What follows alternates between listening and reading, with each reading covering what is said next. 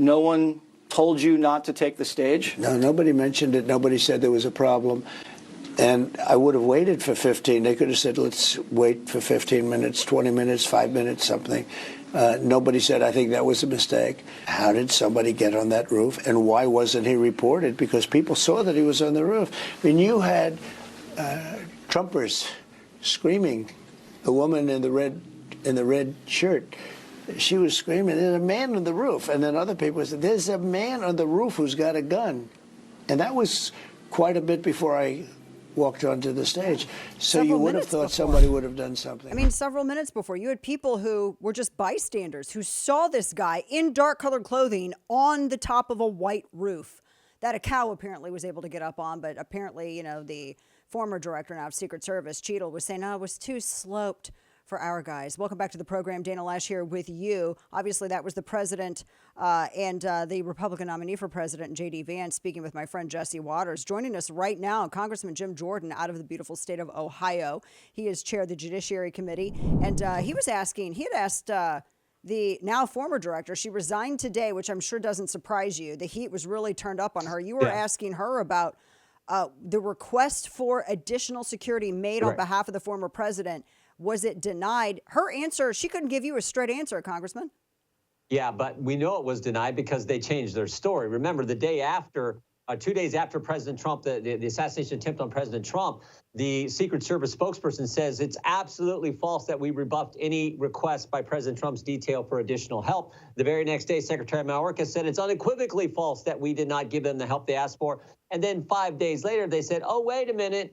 There were occasions where we turned down the request from President Trump's detail. Both of those statements can be right. So they've already misinformed, lied to the American people. So my big concern is I think there were problems before, during, and after. The before, why was he allowed to take the stage? Why was there's a limited number of buildings that needed to be secure? Why weren't they secure? Why was he denied requests for the request for help? Why was President Trump's detail denied those resources? The during, 6:09, they identified the bad guy on the roof. 6:10, the good guys are notified about the bad guy, the counter snipers. 6:11, the bad guy shoots President Trump and 3 other people. 6:12, the counter snipers take out the bad guy. 6:14, President Trump is exited off the stage. Those critical 5 minutes, we need to get a play-by-play, second by second, what happened in those 5 minutes. Not to mention what happened 20 minutes before when they first see this guy going up on the roof. And then, of course, there's the after that I just talked about.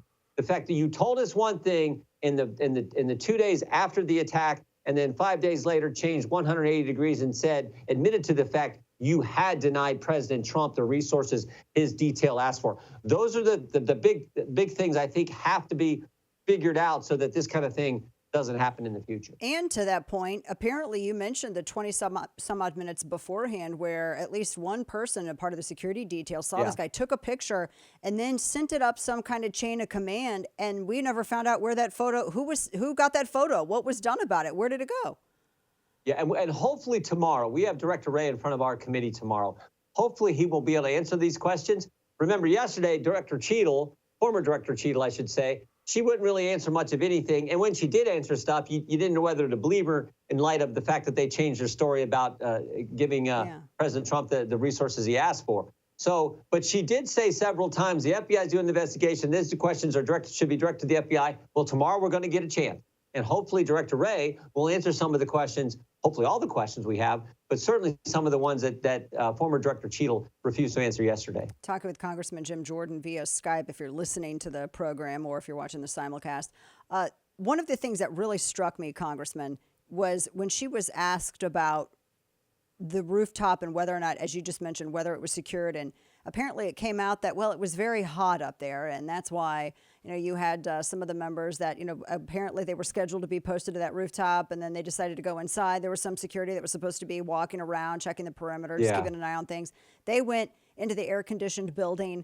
I mean, you're protecting the former and potential next president of the United States. I think your training has included a little bit of heat drills, and doing some time out in the sun. Former president, likely future president, maybe the most well-known person on the planet. And oh, by the way, Iran had said they're trying to assassinate him. one of the questions I asked her that was frustrating for me was, I said, did any of these requests from President Trump's detail, were any of them denied after you knew about Iran's pursuit of President Trump and they're trying to kill him? Did any of that happen after that? And she would have answered that question. But to me, that's a big point. If you know Iran is an enemy of ours, a foreign power trying to kill the likely next president of the United States, if you know that and he asks for additional help and you deny it, even knowing that, that makes it even worse. So I think there's just a host of things that make no sense. It's why we got to learn. We got to get all the questions to the before, the during, and the after. I think we got to get answers to all the questions that exist. How much of this is due to, from what I understand, the management of Secret Service being under the jurisdiction of DHS? Has that created some of these problems in your estimation that has led to like this muddling of chain of command and all that? It may have. What I do know is Secretary Mayorkas has been a complete failure. I think any objective American with common sense would say the same thing. I mean, we just look at the border, for goodness sake. So I think that could be the case. And remember, he's the one who said on July 15th, unequivocally false that we did not give President Trump's detail what they asked for. And then again, a few days later, the Secret Service says, well, actually, number of times they asked for things and we turned them down. So this is the head of the agency. This is Cheatle's boss. So, I mean, I don't think there's a whole lot of confidence in this guy either. Frankly, there's not a whole lot of confidence in the Biden administration. Let's just be honest. Tell me what they've done right. So that's a problem. And it's why I think on November 5th, President Trump's going to be elected our next president. I think so. And I mean, at least I look at the alternative here, folks. I mean, it's pretty scary out there. And I hope that you're correct, because I don't think we could, my opinion, I don't think we could weather 4 more years of him not being. Is there this is what makes me nervous, because there is November's not here. We still have 100 some odd days until that time. And a lot, as you know, Congressman, can happen there. Yeah, I'm a little nervous about the fact that the Secret Service has failed so abysmally.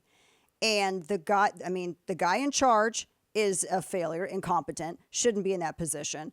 Cheatle at least had the wherewithal to resign, either by her choice or by pressure. But until that time, how can Americans be sure that not just the president of the United States, but also potentially the next president of the United States are going to be safe until November? No, that's the fundamental question. Are they really going to be safe? Are they? I don't have confidence in it. Are they getting the kind of protection that they deserve? President Biden, the Vice President Harris, I think she said yesterday, former Director Cheatle said 36 individuals who have a detail assigned to them and are being protected. Are they really being protected? And you got to wonder. And again, this is not to criticize the agents right there on the ground who jumped on the stage and protected President Trump and then escorted him off the stage. But there's certainly concerns at the top. I think it depends on the answers we get to these key questions we've been talking about, and frankly, who the next person is. Who do they put in there next? Who does President Biden put in as the next director of the Secret Service? And are they going to be able to handle this in the way it needs to be handled? So we'll just have to wait and see. But our job right now is to get the answers to these fundamental questions. Is it true that because I've seen a lot of rumors, and you would know best about this, that there's a lot of discussion about the lack of manpower for Secret Service, and that some of what we're going to be on Trump's detail was pulled for an event that Jill Biden was part of not far away. Is there any truth to that? We've heard from a whistleblower to our committee, some of the staff on our committee, that there was resources that had to be devoted to NATO and to the First Lady's travel. Look, we want people at NATO who are here with the NATO event. We want the First Lady protected, certainly, but we want everyone protected. So we need to get an answer to that question too. But that's what an individual has told our committee, Republican staff on our committee. I mean, and we don't know, talking with Congressman Jim Jordan, we still don't know whether or not, my understanding is that this killer, if he stashed the rifle there beforehand, I mean, apparently, obviously, he was there scoping it out, because Cheatle didn't answer that, at least that I heard when I was watching live her testimony. Yeah. No answers to that? No, I mean, she didn't answer much of anything. Yeah, true. Let's be honest. But yeah, we need to know how many shots, how many shell casings were there, where was the weapon, there's other devices that were supposedly at his car, other things he was doing, the drone. There's been talk about a drone. We need to know that. Yeah. If all that happened, and frankly, when it happened, what happened, when it happened, anyone see it? Why didn't you see it? I mean, there's all the who, what, when, where's, and whys, or how you do investigations. You got to ask those fundamental questions. And the speaker's indicated he's going to put a task force together that's going to dig into all this, and so we'll go from there. But what we do know is tomorrow we're going to get asked some of these questions to Director Wray. And I know that I can't wait. I'm actually going to record that so I can watch anything that I've missed live. Talking with Congressman Jim Jordan. Last thing that you made me think of, because you touched on the drone, airspace is shut down. Whenever you have someone who's protected by Secret Service like that, the former president running to be president, they shut down. I've been to so many events. Airspace is shut down. You can't fly a drone over an event like that where they are in control of it. That seems to me that is a whole other layer of absolute catastrophe, knowing that this dude had a drone in restricted airspace. I mean, I even know this, and I'm not a member of Secret Service or security. Again, why were certain things allowed to happen before this event? Because my understanding is the drone was flown prior to the event actually started. What time? How? Yeah, because they lock it down a couple hours in advance. Right. So how recently was that drone actually flown over the premises where the president was going to be? All these are, I think, fundamental questions that the American people have a right to get answers to, and so that's what we're trying to do, is get those answers. To me, though, this fundamental question of the president asked for, his detail asked for. This is again arguably the most well-known person on the planet, one of the most important people on the planet, former president, likely next president, and he asked for additional resources to protect himself. His team did, his security detail, and he was denied that. And if those denials happened after you had learned about what Iran's trying to do to him, that makes no sense to anybody. No sense at all to anybody. And not to interrupt you, but also what the left has been doing with Supreme Court justices. I know that you and Congressman Darrell Issa have raised concerns. You actually were tweeting out the House Judiciary, which you're on chair of, the memo about how we need to look at security of our justices following this attempted assassination of former President Trump, because they've been dealing with increased security threats for over a year now. Yeah.